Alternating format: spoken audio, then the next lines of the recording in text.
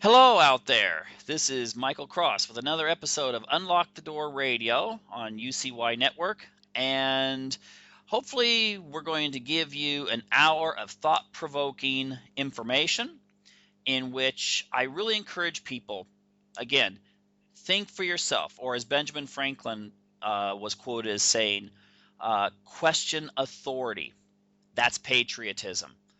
And, lately there's been a lot in the media about the situation in Egypt.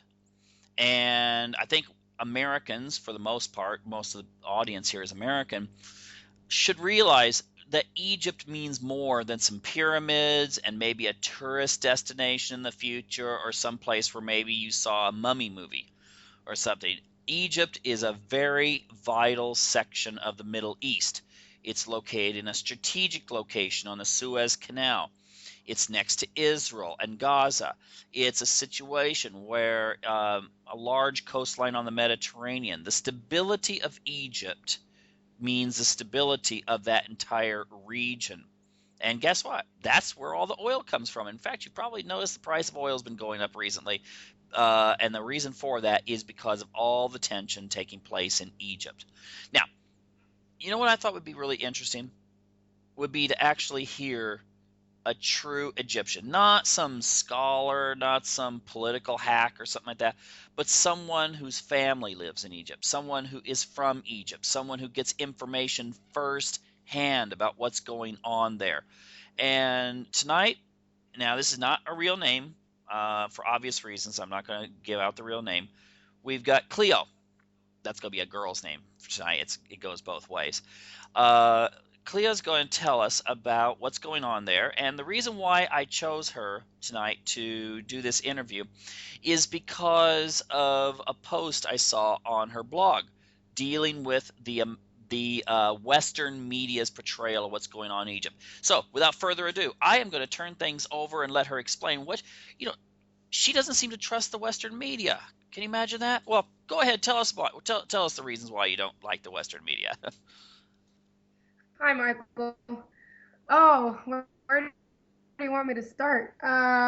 Well, I've been exposed lately to a lot of media in the U.S. and it just doesn't go together with whatever information I'm seeing from family, friends, everyone I know personally uh, in Egypt. So obviously, I wouldn't trust the media because I know firsthand before whatever turns up at the media, I know before what goes on. And I'm not alone. The everyone Egyptian outside of Egypt or in Egypt is accessing the same information firsthand, and it just doesn't go together with what we're being fed in Western media. Okay, I think one of the things I've seen in like your big corporate network media, I wish we had some sinister music in the background, but the storyline, the official line coming out of the corporate press, which is to a large degree gets their information from the White House. The the line is that the army has taken over Egypt, thrown out a guy that might not have been so great, but they still have denied the people of Egypt democracy, and they're using the rule of the gun in order to make sure that Egypt is theirs. Now, is this the way it's going on, or can you go into a lot more detail about what's really happening? Okay, Michael, this is not a coup because that's what it's being portrayed as in media. 30 million Egyptians, the biggest protests in the history of mankind in the streets, uh, all over Egypt in every city. Uh, that's not a coup. That's not the military. The definition of a coup is military forces of a country out of the blue taking over and oppressing people. This is a reaction from the people, and and the military is acting on the people's will. And every Egyptian citizen will tell you that. The only one telling us this is a coup are people from outside of Egypt. I haven't spoken to one Egyptian that isn't aware that the revolution is something from the people's side, and the military is acting as a reaction. This is the will of the people. And frankly, if the military wouldn't have acted, we would have still been under Morsi and the Muslim Brotherhood. We wouldn't have been able to free ourselves. Okay. Can you give me some of the examples of why 30 million people, I read that too, but I had to read it in alternative media to see that. 30 million people. That's like what, the population, almost the population of California showing up to a protest. Uh-huh. I mean, you've taken part in some protests. I'm not going to name cities or anything, but you've taken part in some protests, and you probably, you get a couple hundred people out? Yeah, something like that. Yeah. 30 million is, well, 30 million isn't in one space. That has to be said. This is in all of the cities of Egypt at one given time, but there were over 30 million people protesting during the same time for the same purpose. Mm-hmm. So it is one big national protest. The people I know in Egypt, and everyone I know was in the streets, even their grandmothers and their children and 80-year-olds, and there was not a single person. Okay, I'm losing. At home. I think the only people that were at home were Michael. Yeah, I'm here now. Yeah, I was saying that the only people that stayed at home are pretty much the people that physically can't move for any reason. Everyone else were in the streets, mm-hmm. despite of religion, anything. Everyone was partaking of this. This was a national effort. Okay. Well, I heard that Morsi and the Islamic Brotherhood, and I'd like to get in some information about what, their background, but I heard that in the last year they were starting to rewrite the laws and the Constitution to where it was starting to turn more into like a theocratic state, a Sharia law type state. Mm-hmm. And that's been there for so long. When they elected, they were not clear with exactly what changes they were going to make after they come in power, of course. And then step by step, every month we hear something new that, for instance, it was going to be, you weren't going to be allowed to go to the beach anymore. That was one of the things they wanted to change. Don't ask me why, but it's apparently going against the Sharia, and it's haram, which means it's wrong in God's eyes to be on the beach and wearing anything that's inappropriate. That was one of the things. The other thing they targeted were all the ancient historical monuments. According to the Sharia law, according to the Muslim Brotherhood, it goes against the Sharia law to have anything ancient, from ancient pharaonic history, because it goes against religion. Now, I don't have any normal Muslim friends that would agree with this. This is just funny enough, the Muslim Brotherhood have another type of Islam than all of the Muslim people that I know in Egypt. I find that hilarious. I think it's very interesting in the sense that Iran, which a lot of people always associate with, they're hardcore. They're very Shia oriented in their government, but yet you can go to Iran and see stuff from ancient civilizations, Xerxes, all these kinds of guys that were like 2,000-3,000 years ago. Those temples and monuments are still up. They've never done anything to harm those.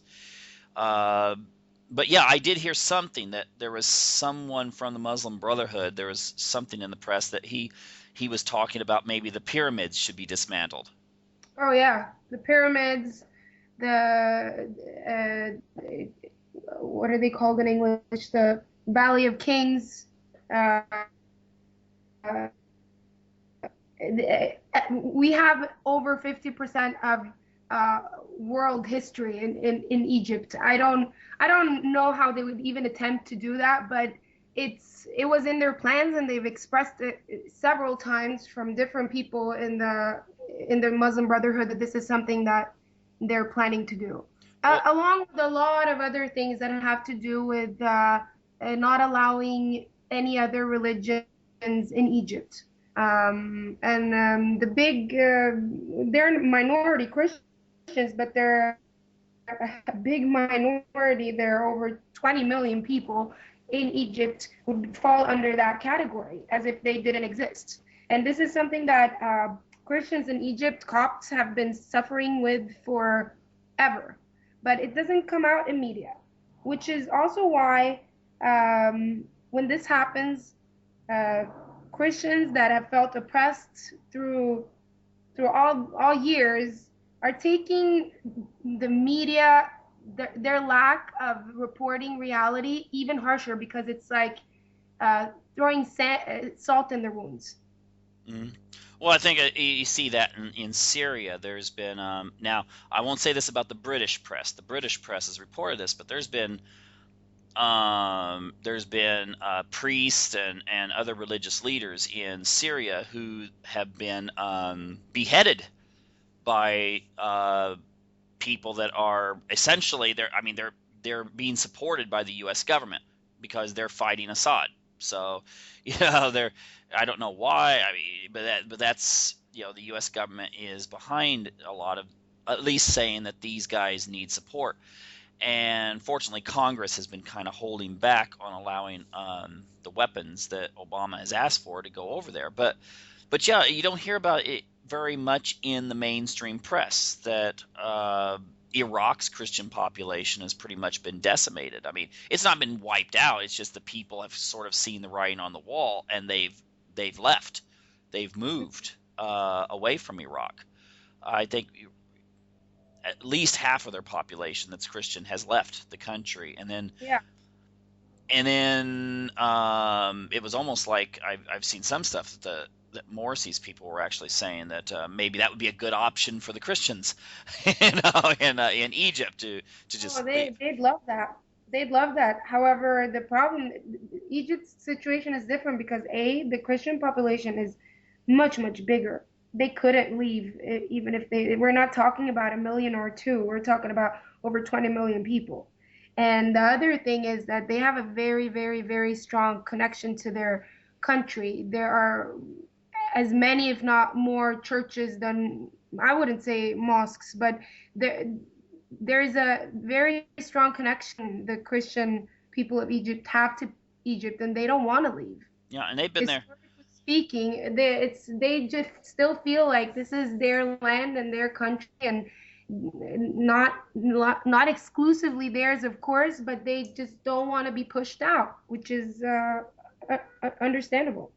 Well, just a little bit of history. Egypt was once a Christian nation. I mean, Exactly. it was Christian whereas most of Europe was, I don't know, dancing naked around trees on the spring equinox. I mean, they had already accepted Christianity, and then later when Islam came in, there was, well, I'm not going to get in a lot of history here, but the Coptics have held on to their religion.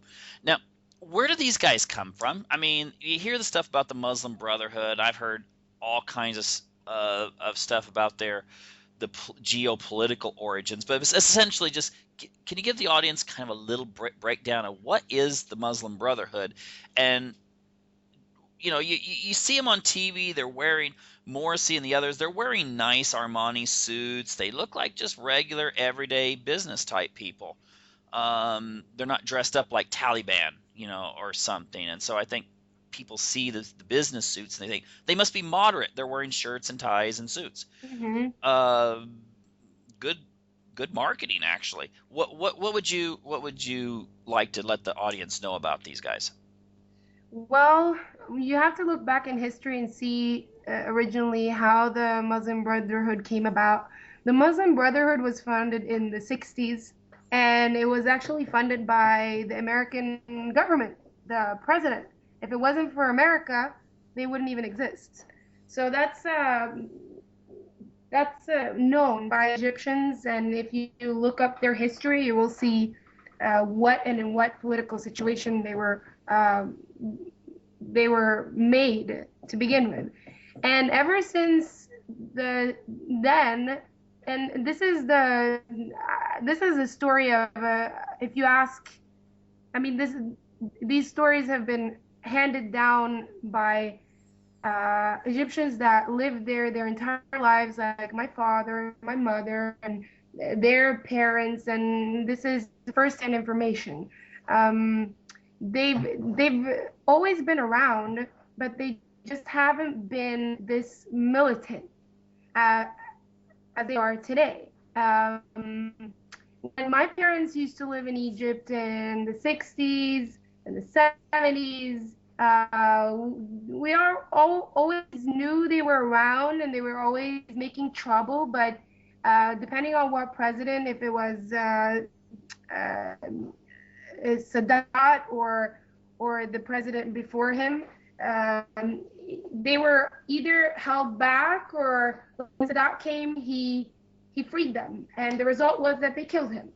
Um, and then came Mubarak, and Mubarak has kind of had like a diplomatic relationship to them, where he kind of they fund him financially, and he kind of closes his eyes and lets them do whatever they want, kind of.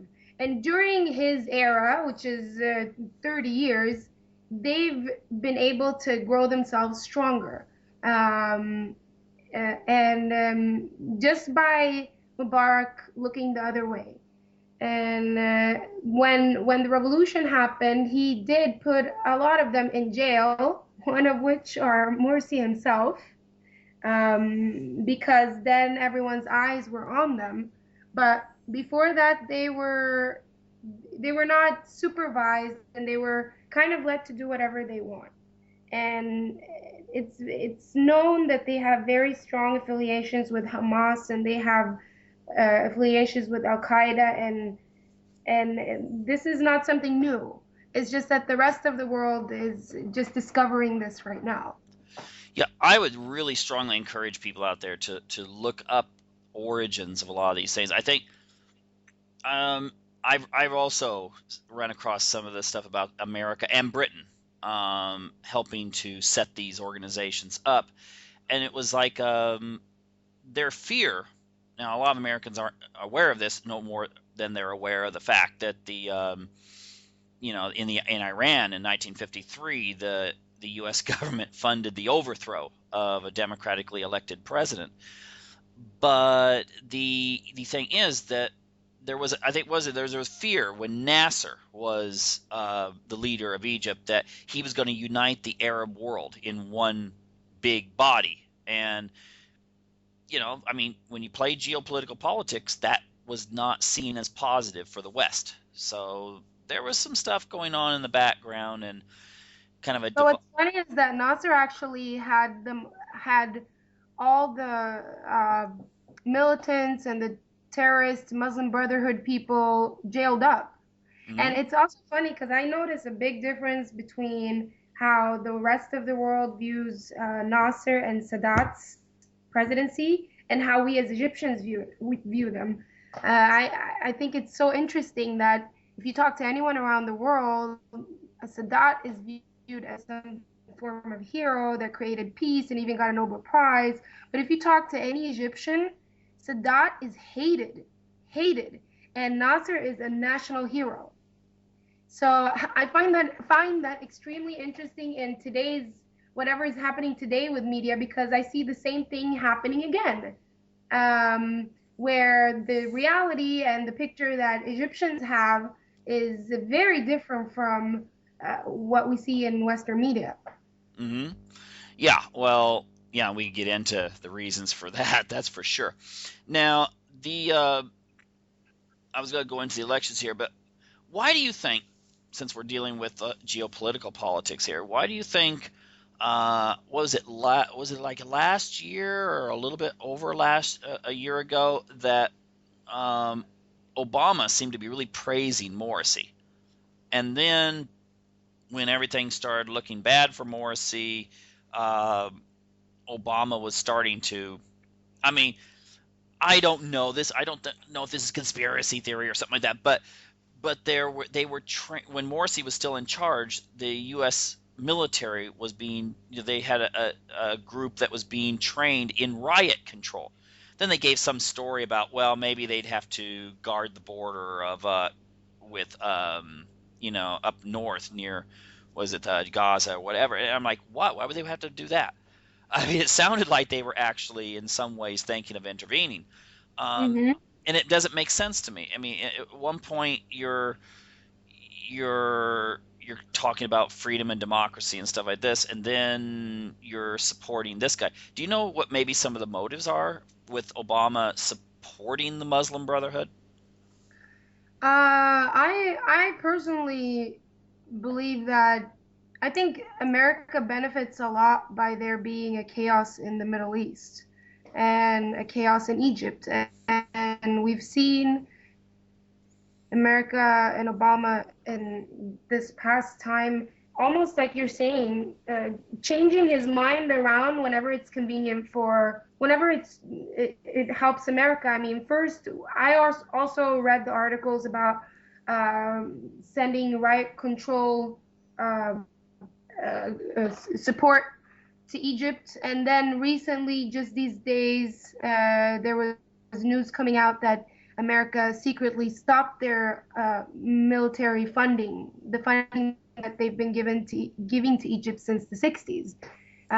So is that a coincidence? All of a sudden, they stopped helping the military in a time where you'd think the military would need it more than ever. Um, that you can't help but see that they're taking a side with the Brotherhood, and I believe it's because they do benefit from there being a chaos in the Middle East. Um, you wouldn't think so. I think the obvious answers would be that they want a peace in Egypt and with Israel, but I think the more chaos around them, the more it benefits America and Israel. Well, it also benefits the military industry. I mean, as long as you've got chaos, you can, go to Congress and the Senate and say, we need more, guns and bullets and airplanes and drones. Drones is the biggie right now, and all these other very, very expensive items that I will note. I mean, where's America getting the money from? I mean, with so much unemployment in the United States and all these other mandates that are out there, they're borrowing this money from China. I thought America was in debt. I thought they were just focusing on that, and Obama had to put all his eggs in that basket. I don't know what this is going to do to the economy. If he, I mean, I feel like they're all over the place right now. Well, Uh, they're getting themselves involved in something that it could very well be World War III, and I don't think it's in America's. It's not. They should be focusing on their economy right now, and being involved in war is not going to help the economy. no, no, unless you're, I mean, unless it, like if you think about the idea that when there is conflict, it helps Wall Street. When there is conflict, it helps that section of the financial industry and the speculators and the war industry, but it doesn't help the guy on the street, or the kid that's graduated from college and is living with mom, and he's been there for 4 years after graduating from college and cannot find a job. Yeah, exactly. I mean, but if you watch the American media, you read stories about this wonderful recovery and how things are really picking up now in the United States. And I was just talking to someone that just did an educational conference in what was it, Arizona or something, and she said that a couple of the people she was working with were living out of their cars because they'd lost their homes, but they still had their job. So, but they're having to live in their cars to survive, and other people that were losing their houses, and no, but with plenty of money to, after things get chaotic around the world, So now, But I mean, being in America right now, uh,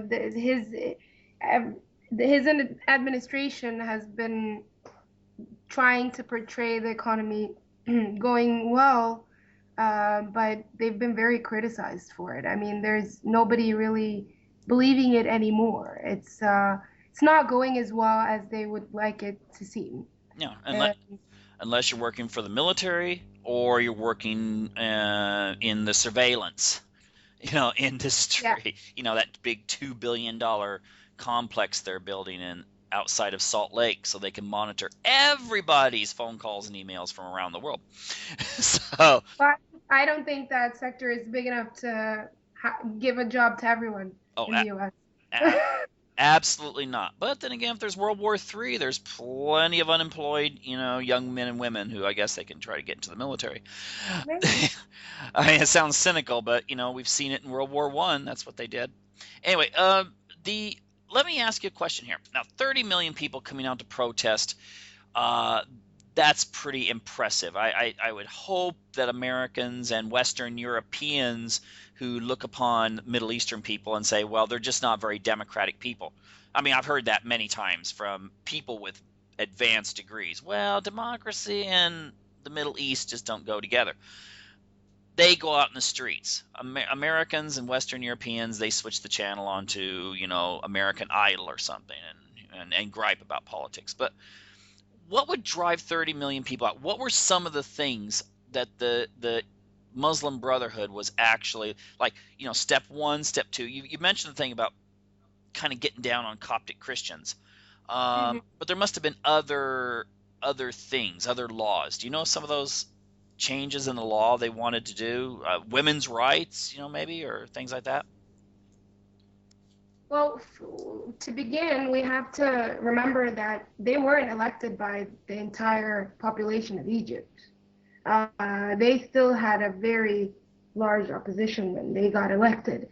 And the second thing is that it's very unrealistic to believe that they were actually elected fairly and that 51% of the Egyptian population chose them. It's a lot of questions around that, and we're seeing that the elections were pretty all fake. And the reason why we know that is because from day one they were elected, you would hear the people speaking. I mean, this is how you can kind of pick the temperature of what's going on in Egypt. You have to be there and you have to be listening to what people are saying and not just what you can read on the net or even in the social networks. You have to actually hear what people are saying, and the tune was not that, oh, we're happy about him being elected. It was more like, oh my God, what happened? How did we get to this when nobody is pro Morsi? How did he get elected as president? How do we have a religious group steering the country? So we already knew it was up for a disaster when he got elected. It wasn't that everyone liked him at first and then changed their tune around. Never the issue. But it did get much worse because the people that they did manage to convince, whether it's tribes or their methods have been known throughout history. They have their ways of convincing people that are less than democratic. Yeah, give me some examples of the harassment, for instance. Well, some of the things they did was that or are you talking about the elections? Yeah. I did read some stuff that there was harassment of, in villages that you knew would not vote for Morsi. There was harassment on those people. Oh God, there are villages that are. I mean, just look at the demographics of those cities. It's not just one. There are many villages that are made up by 90 or 95% Christians. Does it make sense to you that they would vote for a militant Islamic party? Would you believe that? it makes no sense. We were talking to people. I have relatives from that city of Asyut in southern Egypt, and the whole city is Christian.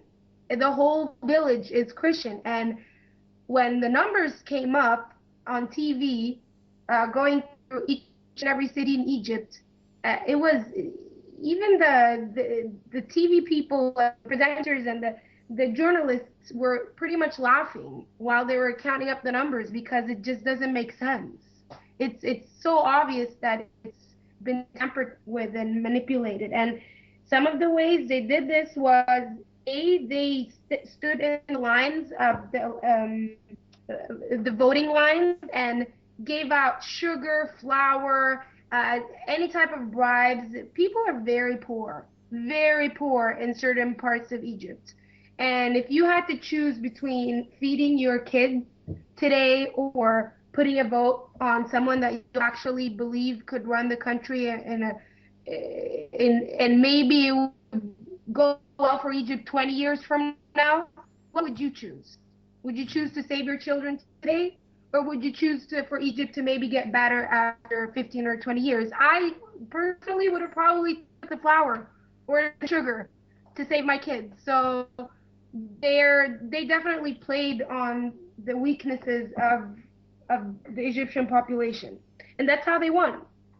And this is something that's been reported all over Egypt, and they've been criticized for it, and there's been evidence for it, and papers and footage. But since they got in power, there's nothing you can do.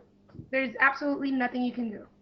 Okay, so well, yeah, they kind of reminds me of the whole Obama phone thing during the election here, Yeah. giving phones out.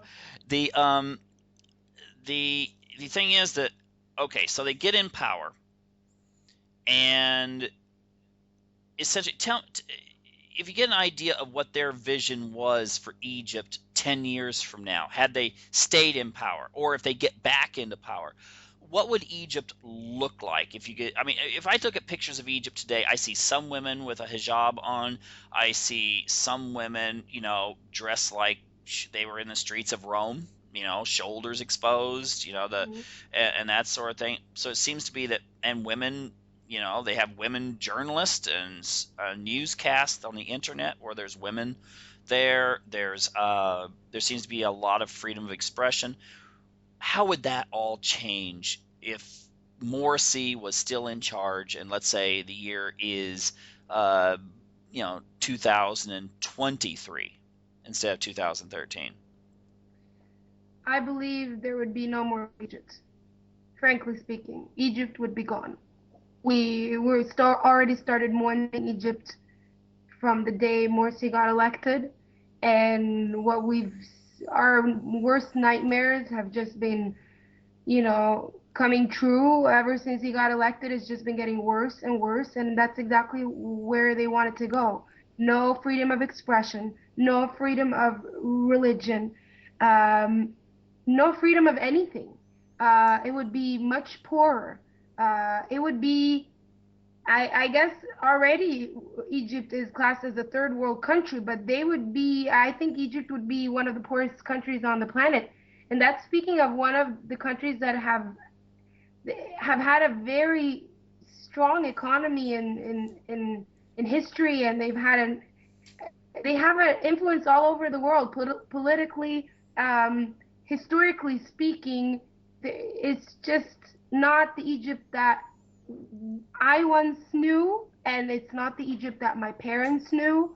And literally every time I go, even if it's half a year apart, I see a difference. And I just see a country where oppression is getting worse, poverty is getting worse, everything. But the one thing that made Egyptians stand up for their rights and revolt this time was that they couldn't take the oppression of freedom. They just couldn't take it anymore. It just came to a point where it's not worth living, really. It's not worth life if you can't go down in the street, even in a long sleeve T-shirt, and not get harassed as a woman or if you're wearing a cross and someone will yank it off your chest, or if you're even a Muslim and you get harassed. By the way, not just Christians get harassed in Egypt, everyone gets harassed. If I'm walking with a male, anyone, a cousin, and someone thinks that they have a right to come up to me and ask me, who is this? Is this your husband? It's just not a life to live. And it wasn't like that one day. So I foresee that there would be no more Egypt. It would just disappear. Mm-hmm. Yeah, and I think that the one thing you could there's something I was going to get into here too. In relation to international politics, the people when Iran fell, to Khomeini back in the late 70s, you had a huge exodus of the educated class who tended to be more secular, or at least wanting to experience freedom. And I mean, I think it's like, what is it, the Beverly Hills region. I thought that was kind of funny that, they had the TV show 90210, and they have all these blonde kids and a few black kids, and that's the high school, whereas the real high school is mostly Persian. It's mostly Iranian because those people moved there, and bought up things. And a lot of Iranians moved to Europe, and many of them being doctors and physicists and, really well-trained people. The same thing I would assume would happen to Egypt if Morsi got his way and it went Sharia. You'd wind up with those people that have a more secular outlook, more education, or just want more freedom. They also would try to leave. If they had the money, they would get out. What's funny is that in Egypt, it's a very, very socially segregated society where the people with money, and there's a lot of people with a lot of money in Egypt, they live a very, very not an isolated life, but they have their own areas where they hang out. They do everything. They have, like, I wouldn't say total freedom because they still don't have the freedom of expression and everything they're fighting against in the revolution, but pretty much they live an underground life, and it's very separate from what you see on the more folkly and downtown Egypt and Cairo and everywhere else. It's very, very segregated socially, depending on what class you're in. But what's happening is that group is getting smaller and tighter, and who the people in that group that never thought of leaving Egypt before, they want to leave Egypt too. Even though they have all the money in the world, they probably live better than they would if they went somewhere else, like Europe or America. But they're disappearing too. So yeah, everyone now today, all my friends, some of them in those social classes, they're moving. Everyone's moving because it doesn't matter anymore. Money can't buy you freedom anymore, pretty much. I don't know if that was a good thing before, but of course it's not. But not even that. We can, they can't even have that in Egypt now. Now it doesn't matter. Whether you're poor, rich, all the money in the world can't buy the freedom right now in Egypt. Yeah, I remember back, I was visiting a family in Istanbul, Turkey, a few years ago, and the woman told me that a lot of the rich Turkish women, when they're pregnant, in places like Istanbul and Ankara, which have a substantial rich population and upper middle class, they'll make sure to schedule a trip to the United States and have their baby in America, because then they have an anchor baby, so that if Turkey ever were to collapse and wind up, kind of in a more Islamic fundamentalist type of system, then and people in America should kind of try to understand this, that if you're in a place like an urban metropolitan area, there's a different set of values than if you're out in the countryside. There's got to be people are way more conservative, whatever their religion is, when they're in the countryside. And she told me this was an insurance policy, that if things went wrong, well, if your son or daughter or something has American citizenship, you can take off to America if things go bad and say, hey, yeah, but my son, daughter, they're American, so you need to let me stay. So, Yeah. I mean, it's crazy, but yeah. But the problem now is that they're not giving visas to anyone. They're not giving visas to anyone with money, and they're not giving visas to anyone that's Christian. So they're not giving visas to, I mean, Christians are substantially oppressed and they're suffering in Egypt. They're not giving them visas for any type of trips to the US or anywhere else because they know that if you're oppressed and you're living somewhere, you're gonna leave, pretty much. So it's like So Nazi Germany, essentially. it's like Germany. It's like we can't make you live here. We were gonna make you want to kill yourself if you live here, but we're not gonna let you go anywhere else either. Okay. At one point, you say, let's, their people say, well, we'd like the Christians to leave, and then at the same time, they make it impossible for them to leave. Again, that reminds me of what Nazi Germany was like towards the Jews. It was like, well, you can leave, but we're not going to let you leave. So I was like, Well, Michael, it makes sense because in Egypt, a large part of the financial players and the wealthy people are Christian. So if they left, they would take the money with them, and that's why they don't want them to leave. Speaking of the religion thing, I've seen some reports that, okay, first of all, I will say this. Of all the networks, at least Fox News reported this. I mean, the other networks, I don't know. I think there's some stories about Lindsay Lohan or Lady Gaga right now that are more front page for them. But I'm actually not joking about that either. The thing Well, that is, sounds like nothing changed then. Everything is in its order. yeah. But the thing is that I read that there's been so many churches destroyed in Egypt that the military has said that it will rebuild those churches. Can you give me some background? Because this is something that's not getting out there.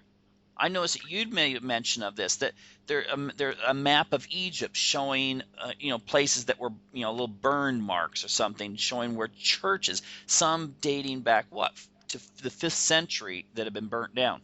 4th century, yeah. I posted a lot of articles and footage on my blog about this.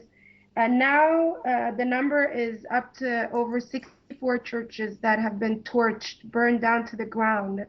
And I've posted many pictures of congregations of those churches still going actually and praying in the ruins of the churches.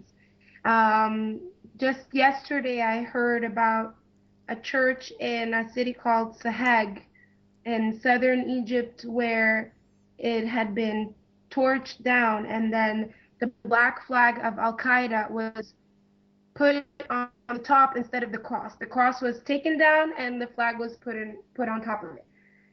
It's just inhumane actions. I also heard about 3 churches in a city called El Minya in Egypt that were turned into mosques.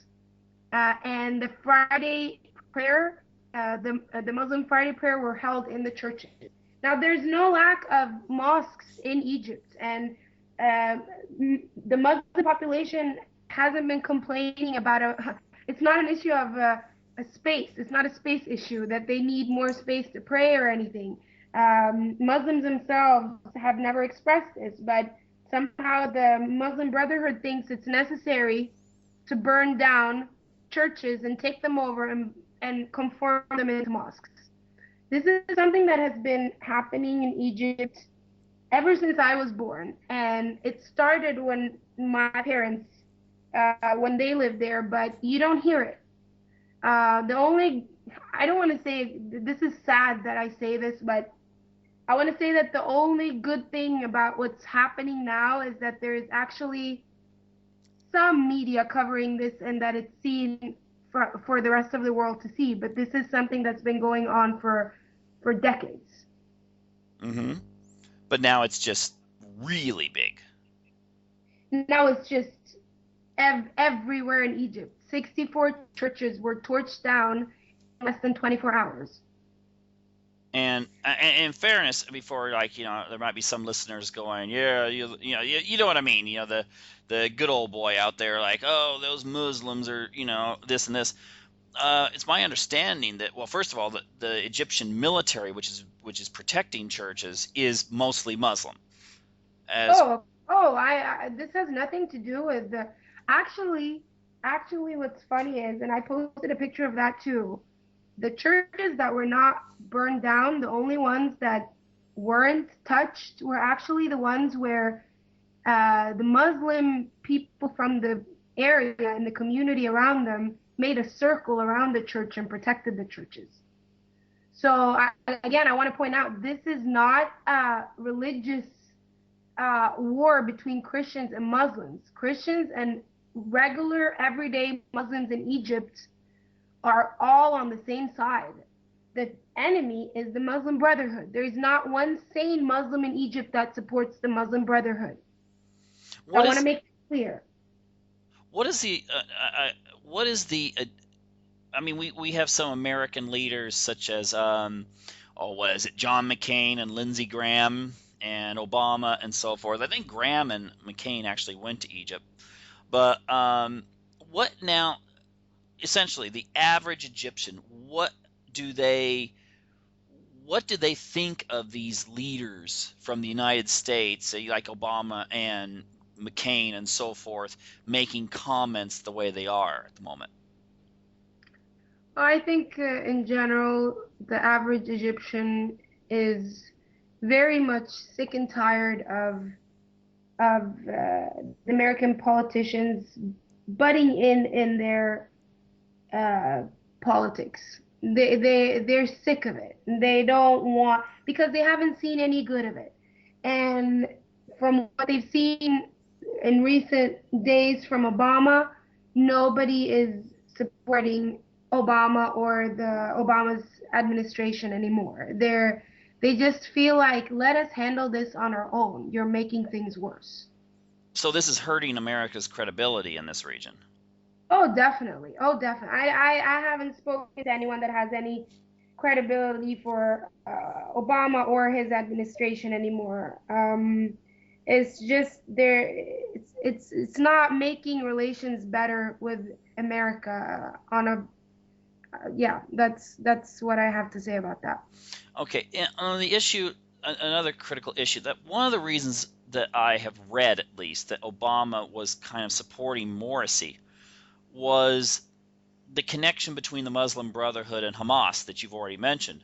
That maybe when the peace negotiations are taking place in regards to Israel, that Morsi may have had being able to use his connections to have a more peaceful situation with Hamas and its dealings with the Israeli government. But to me, I mean, correct me if I'm wrong, but you can go into detail, but the kind of people that are supporting Morsi seem like the ones who maybe want to go after Israel and not want to have peace. What's your opinion on that? Could you repeat that? The people that... Okay. Mubarak was a secularist.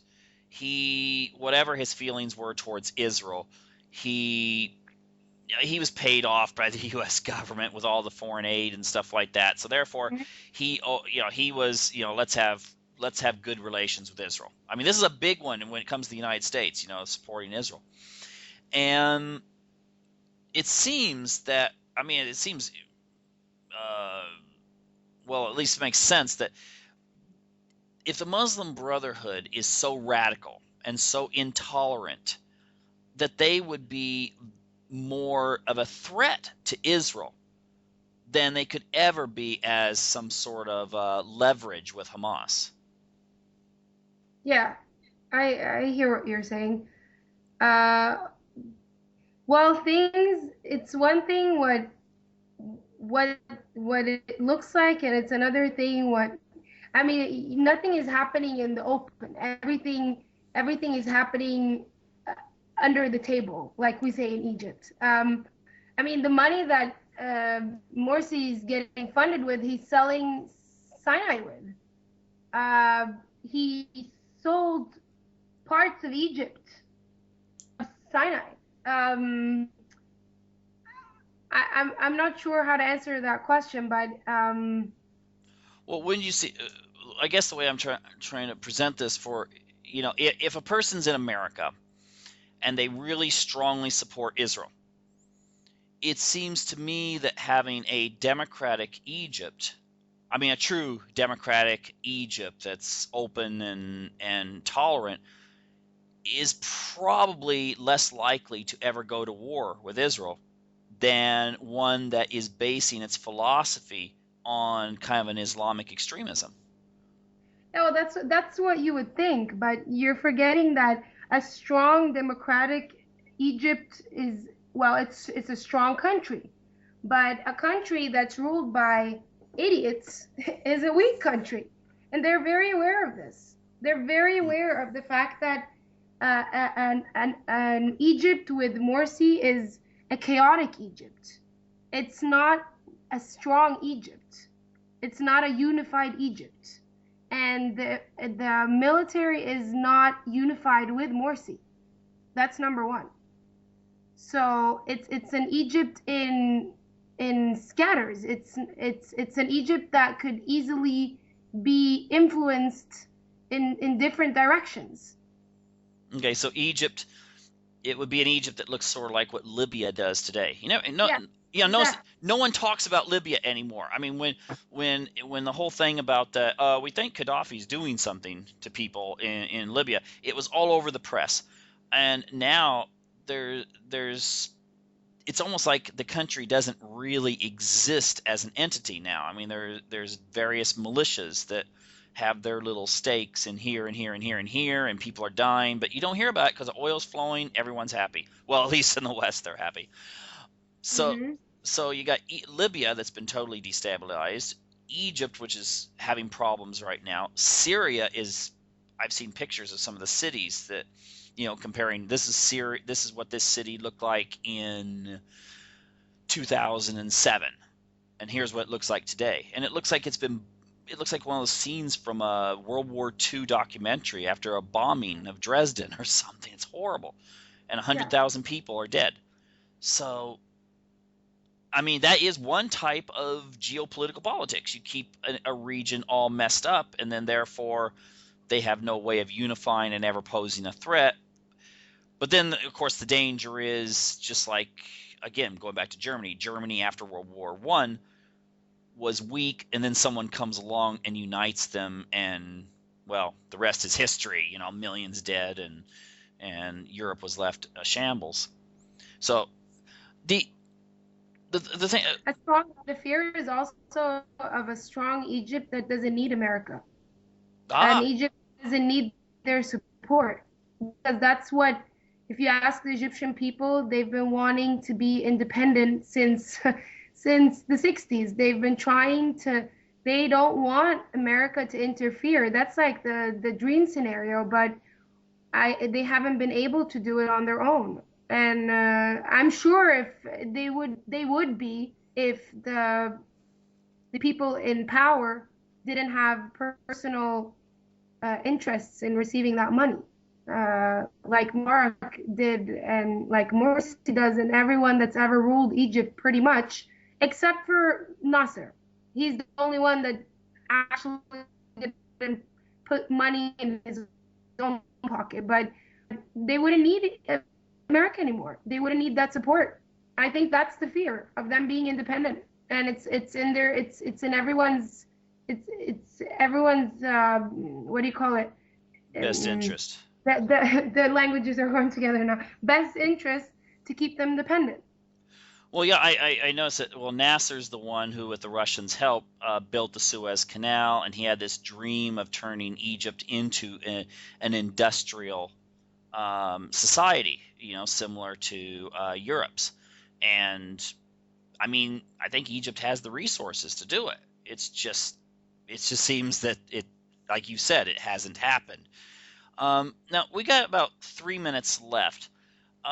Could you maybe share with some of the listeners some of the places? I don't want you to mention your own blog, and there's a reason for that. I think I mean, the idea that in this kind of time period, you don't want people knowing who your family is and stuff like that, and so forth. We don't know what's going to happen in Egypt, but are there some news sites or some political sites that people could go to that in English that they could find out some information that maybe they're not getting in the network news, and of course definitely not the newspapers in America, and maybe not even in other sources? Well, there's a lot. Just if you look on social medias like Facebook, I guess those are the easiest things to reach today. There are a lot of different. Well, what's a name they could put into Facebook and just in the search engine there and come up with something? They can put it. There's one called Egyptian Streets, which is a news and media website Hmm. that posts a lot of things. There's another one that's called Obama Supports Terrorism in Egypt, a very big community that posts everything, including uh, the news I just heard that Obama stopped his financial aid to the military in Egypt just yesterday. So those are two ones: Egyptian Streets and Egyptian Obama Supports Terrorism in Egypt.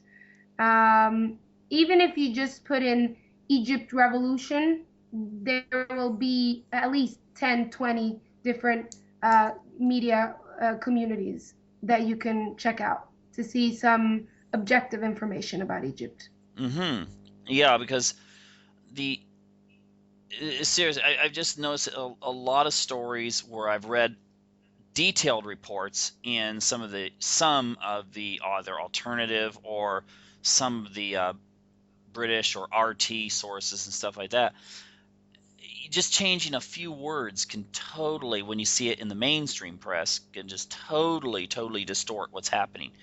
I mean, you don't have you take out the word Christian when you're talking about buildings destroyed. And it doesn't look like it's an Yeah. act of genocide.